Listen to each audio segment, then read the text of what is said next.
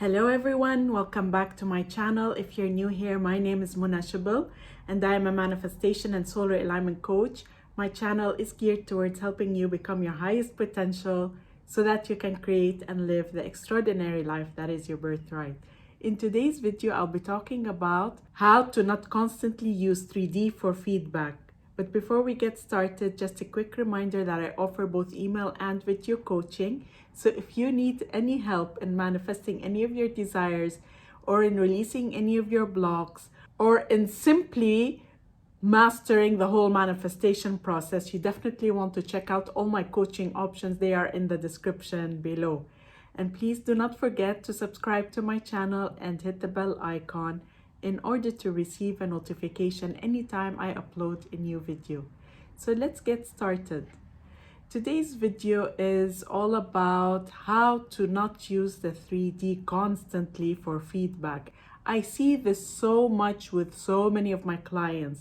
They do the work, let's say they are choosing to affirm and they affirm and get out of their head. They really practice controlling their opposing thoughts, and then they look at the 3D and they see something that is not exactly what they want, and then they say, what am I doing wrong? Or what must I believe to be manifesting this? Or how come this hasn't changed? Or why am I manifesting part of what I want, not the full thing? It's a bunch of different things that you are taking as feedback in order to assess your progress, in order to kind of self-test, self-assess where you are. This is not at all helpful in any shape or form, because what's going to happen is you're going to continue going around in circles, if that makes sense. Your job is to remind yourself that you are the person who is in control of the 3D, and the 3D is not in control of you. Just get that, literally. You're in control of the 3D. So when you continue to go back into questioning and saying, well, why are they saying that? What must I be thinking? Or, but that's strange. Why I don't get why I'm not getting my manifestation, why it continues to show up this way. What am I doing wrong? Or what assumptions do I have? There must be something deep rooted that I need to discover about myself. Or you ask, well, I've been really good, so why is this maybe manifesting doesn't work? So you're really going back into this questioning, pure questioning of everything that you are doing, rather than being completely unconcerned with the 3D and being the person who is in control of the 3D rather than being at the mercy of the 3D. You have to stop doing that. You have to stop questioning. You have to bring yourself back into I am the operant power here. I am the creator. I am creating this, even this vicious cycle of me going back and forth with myself, asking, well, why did that happen? And what have I done? Or what assumptions do I have to have created that? You're going back in circles. Because what's going to end up happening is you're going to keep perpetuating that. Because when you're in the question, guess what? You're not going to get answers. Anytime you're in the question mode, the answers are not there. Versus being in the command mode. This is what I'm choosing.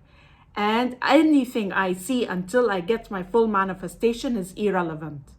I will not give it any attention. I will not give it any focus. I'm not going to ask any questions. I'm going to claim my power and stay in my power. And until you do that, you are wavering. These are opposing thoughts. When you go back and you question, why haven't I gotten what I want? Or what must be going wrong? Or what am I doing wrong? You are not in your power at all. I know you're trying to say, well, I need to kind of course correct, like I need to readjust whatever it is that I'm doing. No, there's nothing wrong that you're doing. You already know this by now. It's like, think about what you want, set the intention, affirm, control opposing thoughts. Set the intention, visualize, control opposing thoughts. There's nothing more to it, guys. Like, yes, okay, sometimes there are patterns, but you just do that one time to see what your assumptions are about yourself. But then you go back and you say, I am in control of this situation. when your self-concept is wavering, you bring yourself back. You say, I am in control of my self-concept. I am a powerful creator. I am lovable. I am whole. I am complete. I am enough. You claim it with the affirmations or pure presence. You don't even need to affirm. You bring yourself and say, no, I'm not going to engage with that thought that says I'm less than perfect.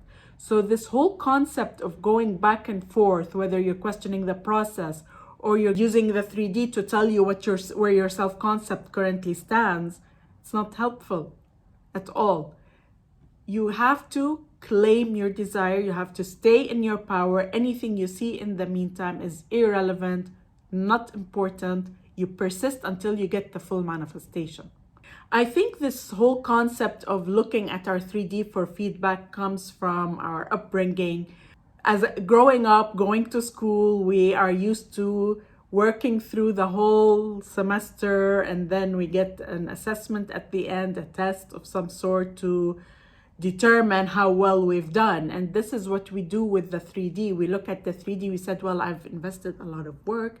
I've done the affirmations, the visualizations. I'm controlling my opposing thoughts. And then here, let me check to see what the test result was. It's almost like it's if I don't do well, then I have to start over. That's not how it works. That's not how it is. Because in every moment you have the ability to switch, to mentally turn and manifest what you want on the spot. It's not about this concept of linear time and investing time and effort and doing the work, and now let me see the 3D to see if I have manifested what I wanted.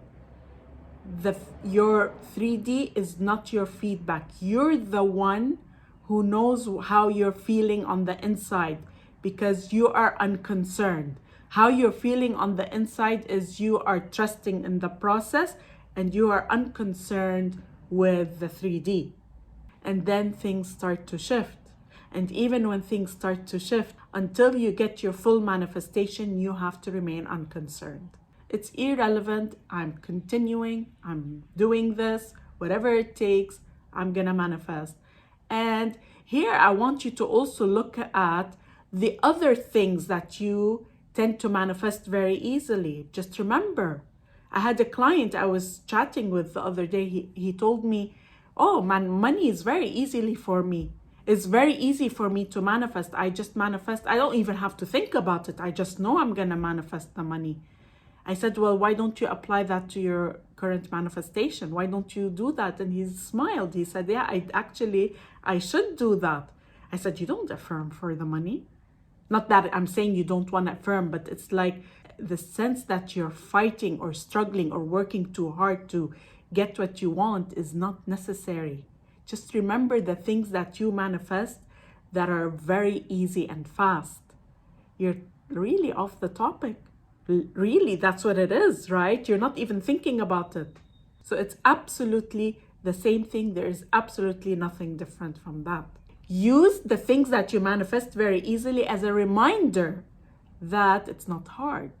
Remind yourself, well, you know, in that situation, I didn't have to do much, did I? I just got out of my head. So that's what it is. You were clear on what you wanted and you didn't oppose it.